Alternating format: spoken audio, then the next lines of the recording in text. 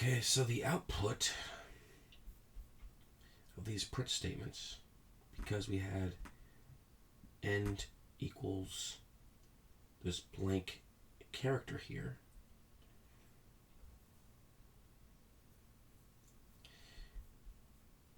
we don't have the carriage return that is the default of the print statement or the print function, right? So usually it's going to be print A, and then there's a space. So let's check out the shell. So let's do like print A, and then it makes a space, right? If you do print A and then print, and we can use a semicolon. It's not used much in Python, but I just want to go over this because we can do this in one line in the Python shell.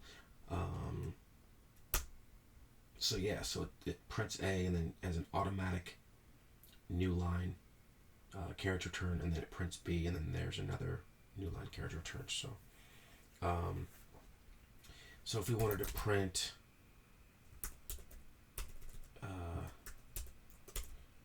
the character A, or the string character A, then just have that blank space, then do the semicolon here, print B,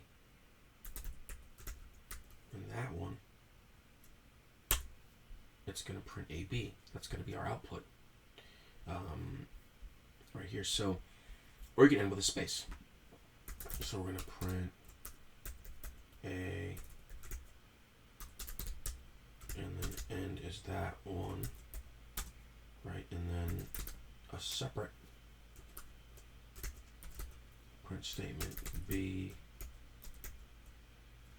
and then end with an actual, it's not an empty character, it's an actual space, one space, and then we can print C,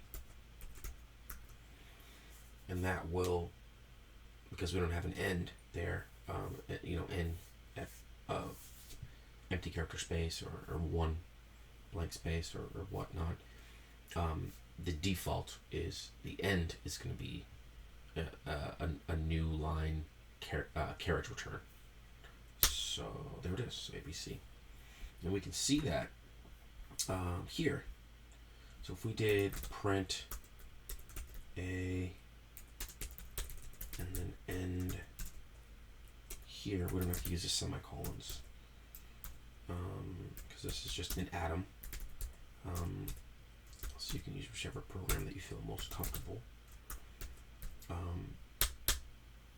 And then you print C here. So Python 11.py. So let's do it with the ends here, right? So where is our cursor going to end up at? Well, our cursor is going to end up on the same line because the end here is going to be one empty space. So let's try this out. Let's try this out in the terminal. So if we do Python 3, and I did this, so here it is right here, ABC, right, with a space, and then boom, here's our prompt. Here's our terminal prompt. Now it's like, oh, okay, well, I want the terminal prompt to be in the next line. Okay, then just delete this. Remember, our default is that character return. So then, and you can push up on the terminal when you want to go to previous programs.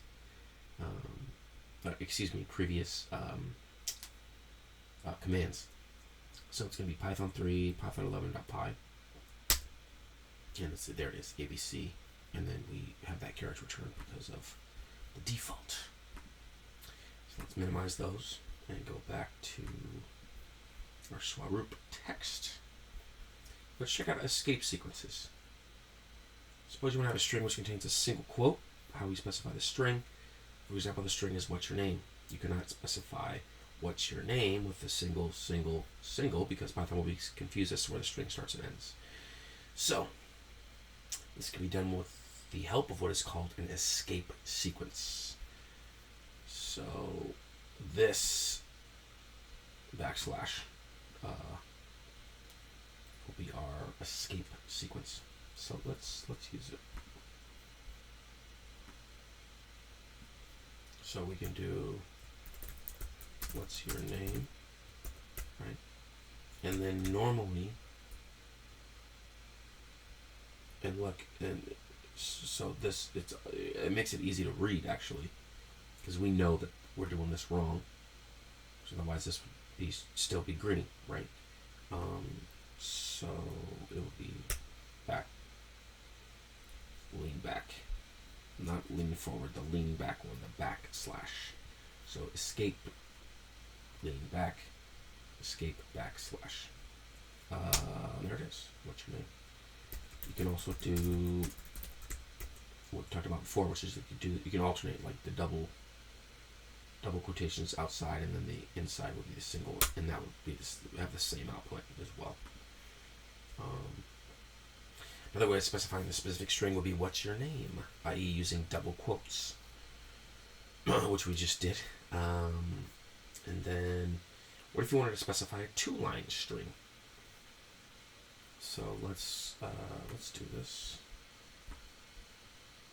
2-line string. So the \n indicates sort of a new line.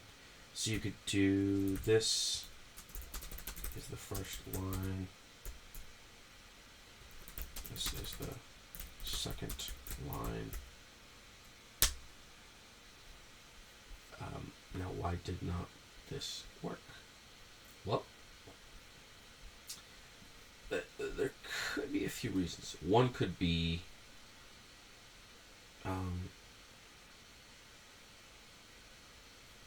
the fact that we didn't use it here. So let's say we use it here. This is the first line. This is the second line. And let's print this as well.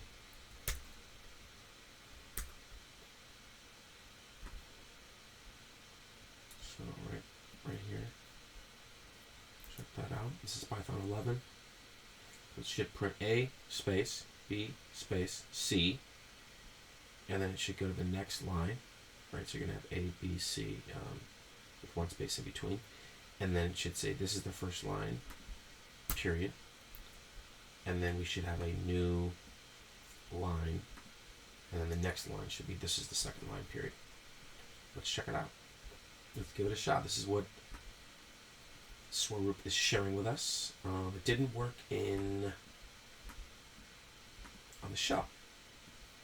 I just printed it straight out, right? But it does work, as we will see, hopefully. Yeah, it will work on in a regular like Atom, a code editor. Okay, so there it is. So this is the first line, this is the second line.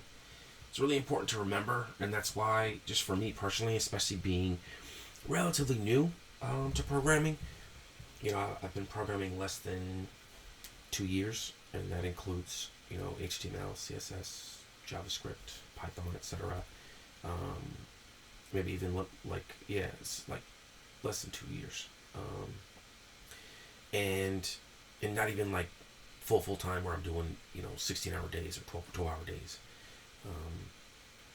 So it's very part-time, but just for me, because I'm not this, like, you know, experienced sage in this space, I'm real humble and I have everything open. So I like to I think it's important to stay humble anyways, especially in terms of programming. But you know, because it's just so exciting, it's so interesting. There's always new stuff, new frameworks, and there's always new things to learn. It's a very interesting sort of career path and sort of learning environment. It's not like, you know, it's not like something that's relatively static, or it's a little bit more slower and more static, like mathematics, for example. You know, we're not going to create another version of calculus. I mean, it may happen, but it's not like we're going to create, you know, all this new cool stuff every week. So yeah, it really pays to be extremely humble, because there's always something new to learn, and something, you know, and new stuff that you don't know how to do, You know, so at least from a programming perspective.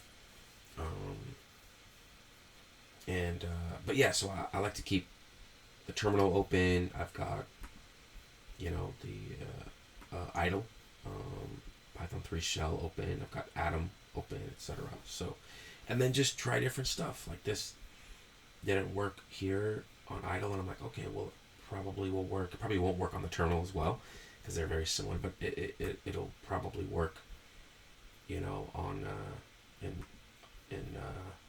an actual program that we save, you know, in a code editor. And that's exactly right. It's exactly what I think Swaroop was going for. And he stated that it's possible you use a triple quoted string, or you can use an escape sequence, which we used for the new line character to indicate the start of a new line. So very helpful. And you know, let's try this triple string. So that triple, and then put, this is the first line. This is the second line. And interestingly enough, it doesn't work on in the shell as well, which means it probably won't work on the terminal as well. But this does give us the backslash. It says, hey, if this was a regular Python program, this would be a new line. Then you'd see, this is the first line. Then you'd see a new line, character return. Then you'd see, this is the second line, the sentences, each sentences, right, the strings. And then you'd see a new line. So it would be blank line, this sentence, blank line, this sentence, period, blank line, and then prompt. So yeah, just but putting it in here is going to be much more fruitful in terms of what Swaroop is looking for us to get as the output.